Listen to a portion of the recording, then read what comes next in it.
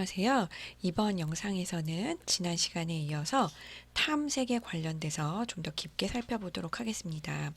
지난 시간에는 탐색에 관련해서 인공지능에 관련된 간단한 예시부터 좀 더 확장돼서 고차원적인 인공지능을 제가 영상이라던가 기타 설명으로 소개를 해드렸습니다.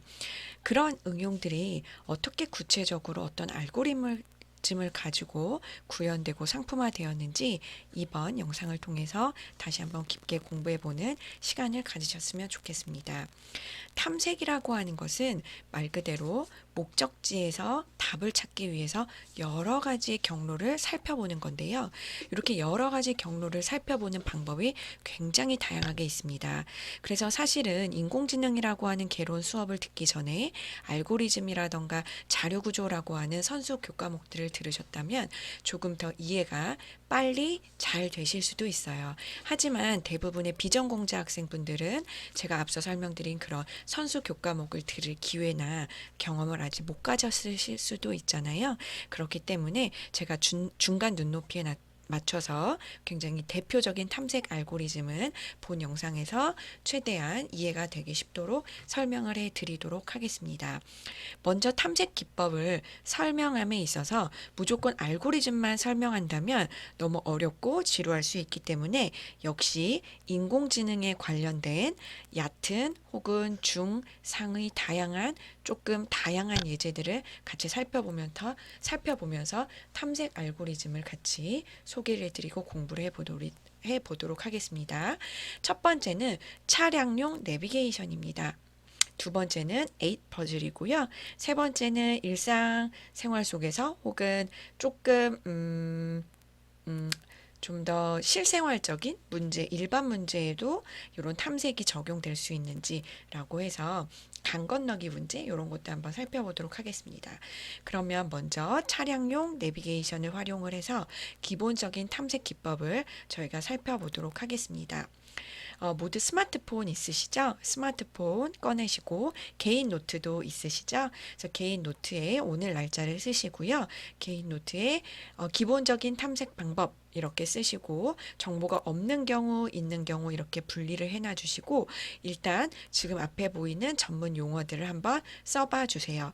그래서 인공지능이든 컴퓨터 사이언스든 각 학생분들의 전공 도메인에서 주로 나오는 용어들은 자주 보시고 들으시고 쓰시고 접하시면 그만큼 익숙해지기 때문에 나중에 그 부분에 대해서 좀 더 호기심이 생기고 공부해보고 싶은 생각이 드실 수 있습니다. 그래서 정보가 없이 그냥 어떻게 보면 검색을 한다. 이런 방법으로는 Depth First Search라고 하는 깊이 우선 탐색이라고 하는 방법이 있습니다. 두 번째는 Breadth First Search라고 해서 너비 우선 탐색이 있고요. 그 다음 Uniform Cost Search라고 해서 균일 비용 탐색 방법이 있습니다.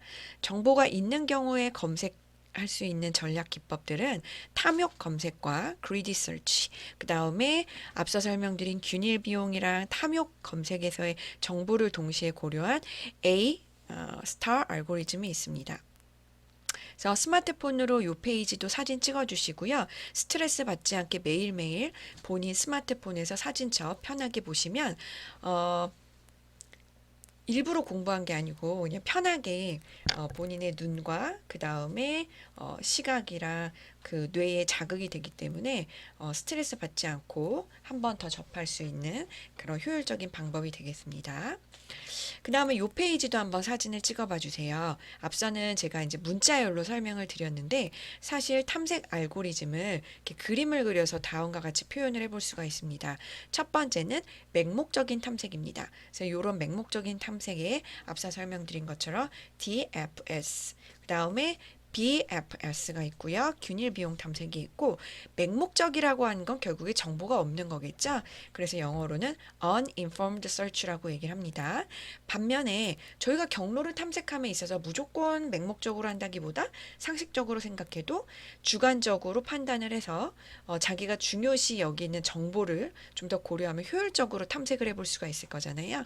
그래서 나온 방법이 경험적인 탐색, 영어로는 지식을 활용하기 때문에 informed search라고 얘기하고 이런 탐색의 대표적인 두 개는 탐욕적인 탐색과 A-스타 탐색이 있습니다. 그래서 이 페이지도 사진 찍어 주시고요. 그래서 본인 스마트폰에도 찍으시고 개인 노트에도 앞 페이지와 지금 페이지를 연필로 스스로 작성하셔가지고 자기 노트에 쓰신 것도 스마트폰 찍으셔가지고 개인 워드 포트폴리오 파일에 날짜와 자기가 개인 노트에 이런 필기를 했었다라는 사진도 이렇게 캡처해서 붙여놔 주세요. 그러면 제가 아이캠퍼스에 매주는 아니더라도 어떤 주기성을 가지고 어사이먼트에 개인 포트폴리오 워드 파일을 올려주세요. 그리고 어떤 경우는 또 이메일로도 보내주세요. 이러거든요. 그러면 제가 그 과제를 검사하면서 이 영상에서 이 부분은 제가 개인 노트를 필기라고 사진 찍어서 올리라고 했었기 때문에 그 부분도 성실하게 잘 하셨는지 제가 성실도 측면에서 그리고 개인 맞춤형으로 학생분들이 이 부분은 되게 어려워해서 여러 번 반복해서 공부하셨구나. 아니면 이 부분은 좀 잘하시는 부분이 이런 거 체킹하는 데 좀 활용을 하도록 하겠습니다. 그래서 그러면 교수님 드디어 깊이 우선 탐색은 무언가요? 자, 말 그대로 깊이죠. 그래서 목적지에서 출발을 해서 출발점에서 목적지를 향해서 출발을 할 때 계속 깊이를 먼저 우선해서 탐색을 해보는 거예요. 너비 우선 탐색이라고 하는 거는 오른쪽에 있는 그림처럼 깊이가 아니고 옆으로 이렇게 너비를 검색 우선하면서 탐색해 보는 겁니다. 그래서 이 두 그림을 한번 비교를 해봐 주세요. 깊이 우선 탐색은 루트, 즉 부모 노드에서 출발을 해서 자식 노드가 있으면 계속 자식 노드로 밑으로 내려가고요.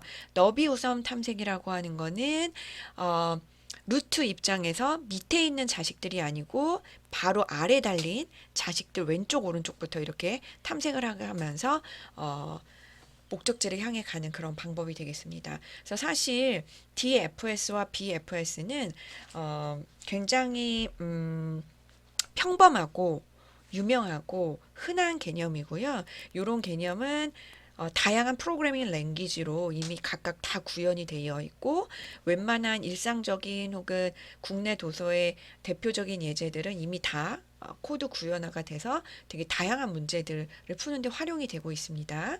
그래서 이런 컨셉을 바탕으로 저희도 한번 대표적인 예제를 살펴보도록 하겠습니다. 사실 제가 이 설명을 나가기 전에 일단 크게 네트워크 다이어그램이라고 하는 왼쪽과 같은 이런 그림이 있고요. 오른쪽과 같은 트리라고 하는 definition, 즉 전문 용어가 있다라는 걸 좀 설명을 드리고 싶어요. 사실 앞서 설명드린 DFS나 BFS 같은 경우는 형태가 이게 트리 구조입니다. 그래서 트리라고 하면 크리스마스 트리요? 이렇게 떠올리실 수 있어요. 맞아요. 저희가 생각하는 나무가 맞고요.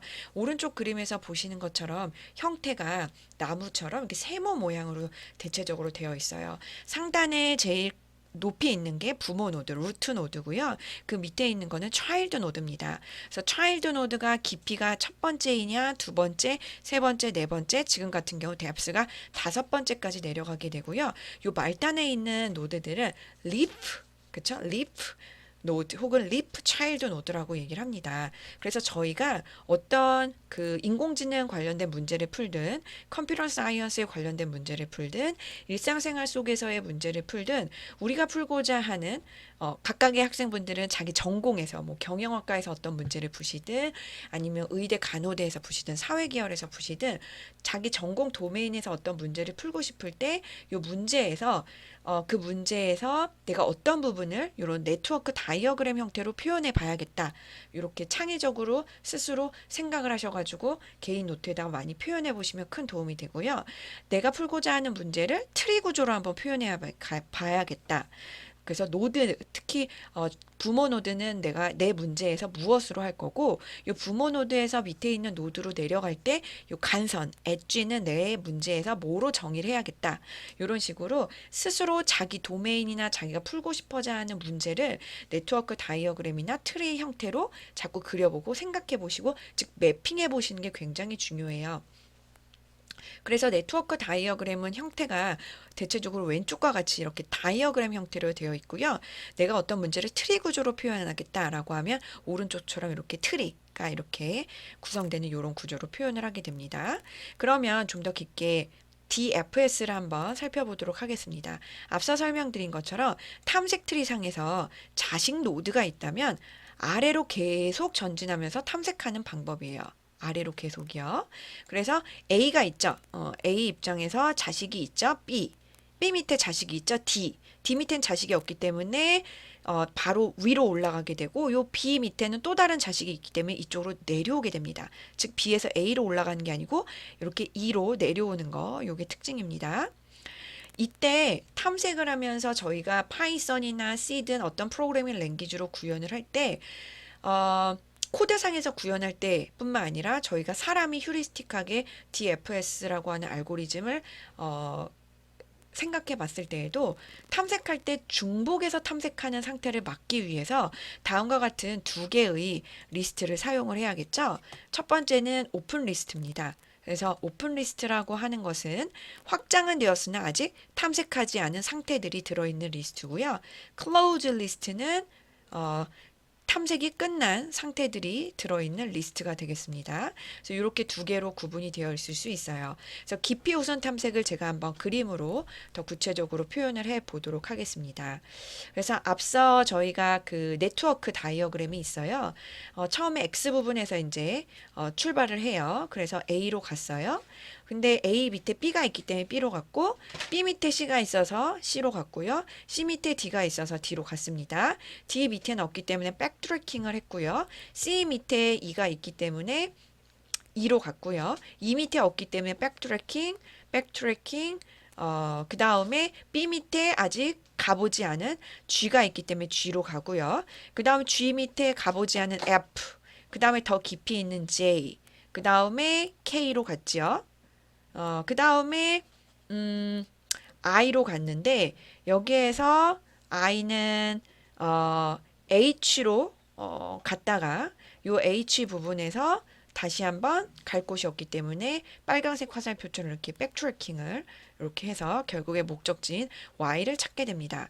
그래서 요 부분은 아까 앞서 설명드린 것처럼 아직 탐색하지 않은 열린 목록과 탐색이 완료된 닫힌 목록으로 노트에다가 충분히 써보셔야 돼요. 그렇지 않으면 DFS라고 하는 개념도 처음 듣는데 본인이 그냥 깊이적으로 가나 보다 요 정도만 하게 되면 헷갈리실 수 있거든요. 그래서 영상 잠시 멈추시고요. 다이어그램 본인이 화살표부터 다시 그려보고 싶으신 분들은 제가 처음에 보여드린 요 그림만 보시면서 개인 노트에다가 한번 스스로 펜 저처럼 한 두세 개를 가지고 처음에 뎁스로 쭉 가다가 도저히 안 돼서 백트래킹하는 그 부분 색깔부터 해가지고 또 다른 차일드로 갔다가 이런 식으로 해서 궁극적으로 요 목적지로 어떻게 찾아가는지 저처럼 스스로 노트에다가 한번 해봐 주시고 본인이 개인 노트에 푼 게 제가 그린 요 화살표하고 동일한지 아니면 요 방법 말고 자기는 또 다른 DFS로 했는지 그래도 결국 Y를 찾았는지 이런 것들을 스스로 해보시고 꼭 비교해 봐 주시면 좋을 것 같습니다.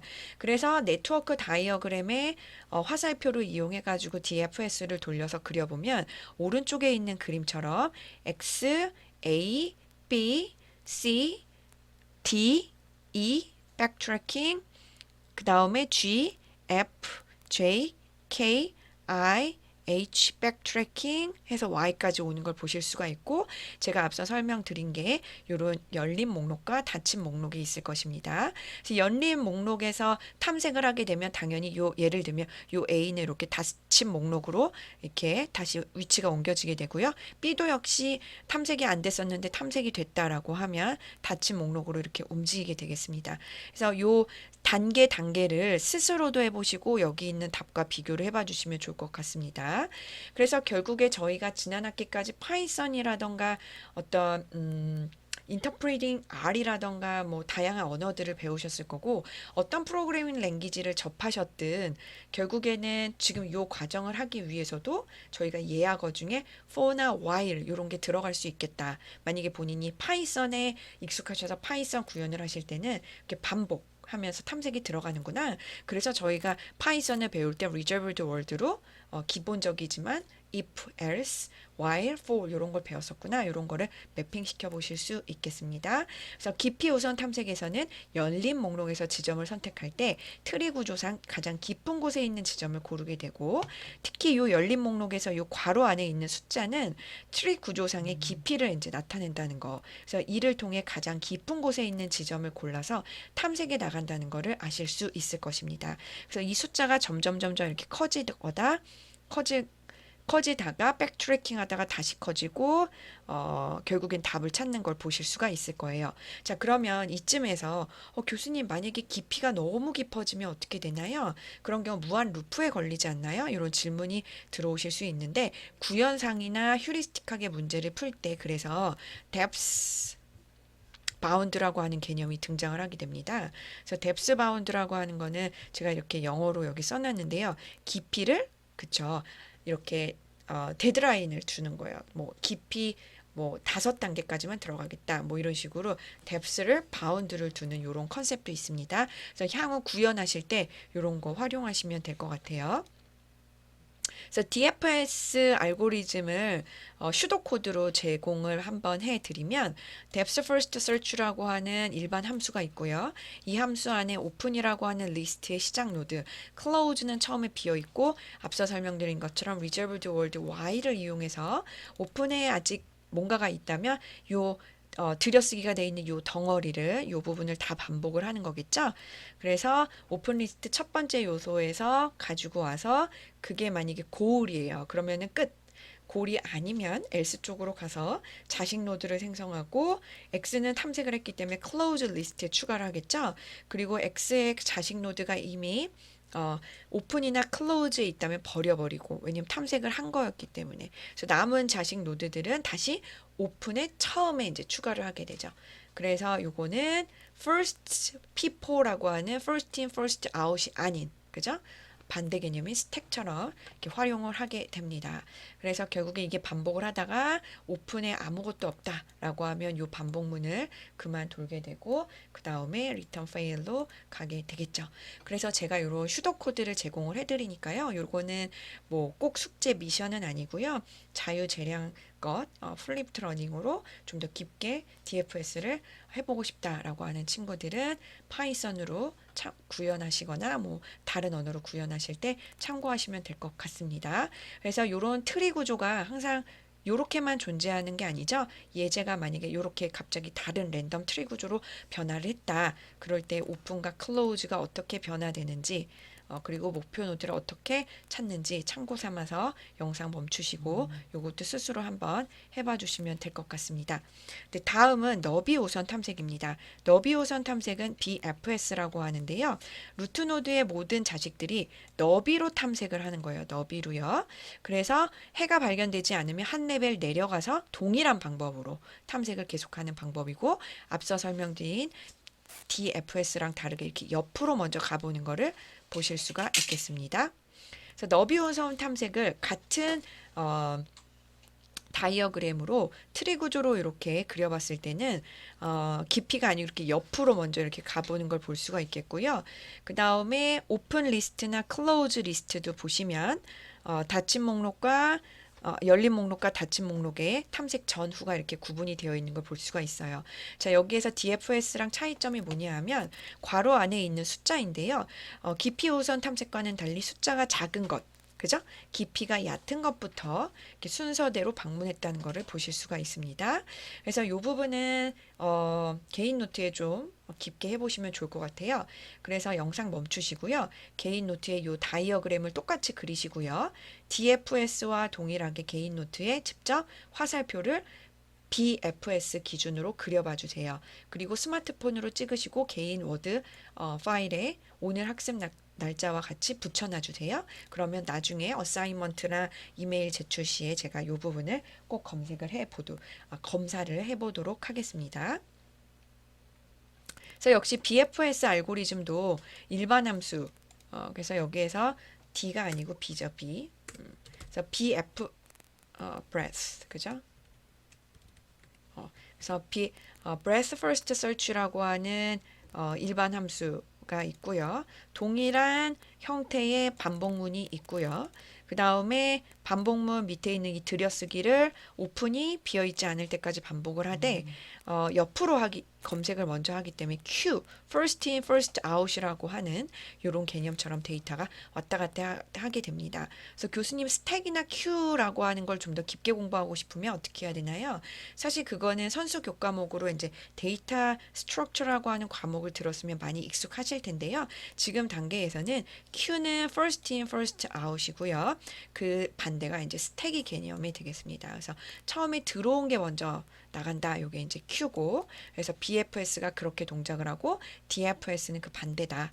근데 조금 더 알고 싶다라고 하고 싶으신 분들은 플립드 러닝이라 생각하시고 구글에서 공부 안 되실 때 좀 더 남는 짜투리 시간에 좀 공부를 해봐 주시면 될 것 같습니다.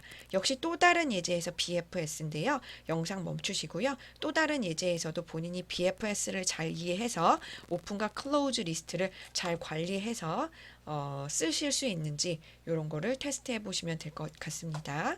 그래서 최종적으로 DFS랑 BFS를 한번 비교를 해 보시면 DFS는 이렇게 depth로 트리가 탐색해 가면서 Y가 발견이 되고 BFS는 이렇게 너비로 옆으로 넓게 가면서 결국에 Y가 발견이 되는 걸 보실 수가 있고 DFS랑 BFS는 굉장히 흔하면서도 컴퓨터 사이언스라던가 파이썬이라던가 인공지능 쪽 공부하는 분들은 너무나 그냥 알고 있는 마치 수학에서는 거의 구구단 뭐 요 정도 수준으로 당연하고 평범하면서도 기본적인 탐색 개념이기 때문에 이번 기회에 혹시 처음 알게 되셨다면 깊게 공부하시고 이런 클로즈 리스트와 오픈 리스트와 클로즈 리스트도 스스로 직접 DFS, BFS 쓰시면서 괄호 안에 있는 숫자도 어떻게 변화가 되고 결국에 최종적으로 Y라고 하는 어,